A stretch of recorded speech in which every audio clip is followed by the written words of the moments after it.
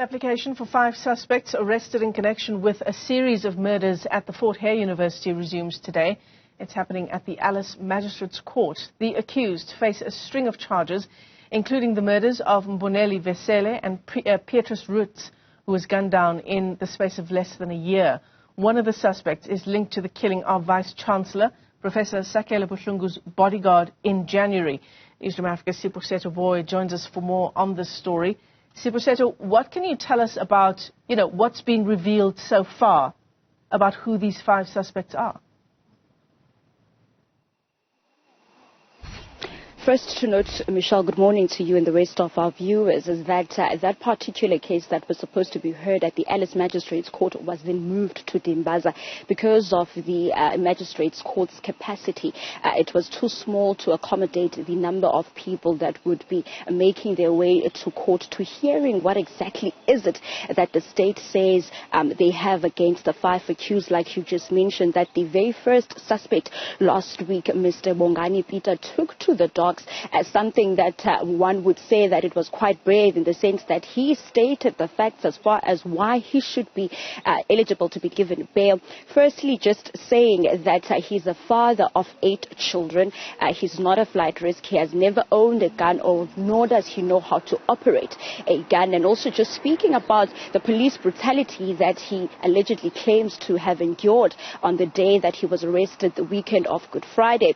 But it was Mr. Ndaulo who just came up as a state prosecutor saying, but no, you are not one to be given bail simply because a certain number was linked to you after the 2 suspects, number 4 and number 5, were arrested, where a list of people, which is believed to be a list of hits as far as each name had a picture and an amount of money that these accused number 4 and 5 were going to be paid should they make those murders, or rather do those murders. Mr. Petrus Roets was in that list.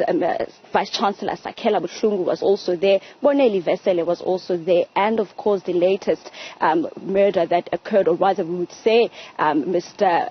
Singati Langa, who passed away in a car accident, Michelle, just a week prior to these 5 accused appearing in court, and the state saying that your number was the number that was linked to be the number that these accused 4 and 5 should call should there be any hassles or things that they need clarity about. So was that your number? And Mr. Mboneli Peter saying yes, that number was his. However, he lost that cell phone number in December, and when he was asked if whether or not he knew anything, and he said that he knows nothing. So today we're about to hear from accused number 3. You will remember that accused number 1, Mboneli Peter, as well as the 3rd accused, have the same attorney. So that particular legal representative had asked to go first. So if whether or not we will be hearing from him giving oral reasons as to why he should be eligible to be given bail, we wait to see, but I doubt, because as far as what we understand is that the rest of the legal representatives have opted to do affidavits,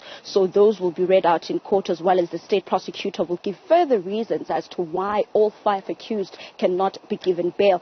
Furthermore, Michelle, it's also important to note that Mr. Mboneli Peter is, as far as what we understand, was the ringleader who recruited accused number 2 and 3, accused number 2 being an ex-SRC member, as well as an employee, which is accused number 3. So the 3 of them probably, as far as what we understand, were the ones that really sat and discussed the fact that accused number 4 and 5, who are from KZN, are hitmans, were the ones that were actually given this particular job by accused number 1, 2 and 3. So today we will hear as far as what other allegations, or rather what other cases will be added to this particular case that we'll be hearing today here at the Dimbaza Magistrates Court. Michelle.